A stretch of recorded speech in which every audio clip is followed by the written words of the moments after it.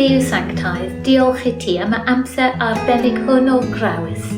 Bydded ni yn gyfnod o dyfiant, yn dymor o ddyfnhau, ein hymddiriadaeth ynod, ac yn ein gwasanaeth i'r rhai sydd mewn angen, ac yn amser iachad i'r greadigaeth a phawb sy'n bryddo yn drylltiedig ein byd, siarad yn ni mewn ffyrdd y gallen ei deall.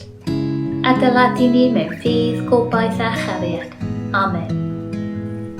Ancient words in the Bible from the book of poems and songs we know as the Psalms point us to God, a source of help and strength.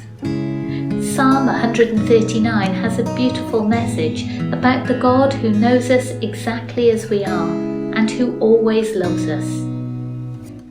O Dduw, yr wyt wedi fy chwilio am hadnabod. Gwyddys ti pa bryd y byddaf yn eistedd ac yn codi.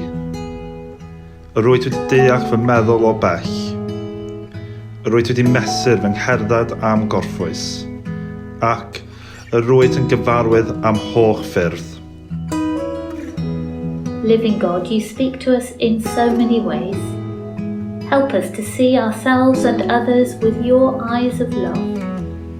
Help us to bring all our questions and concerns to you, and to notice your presence in our world.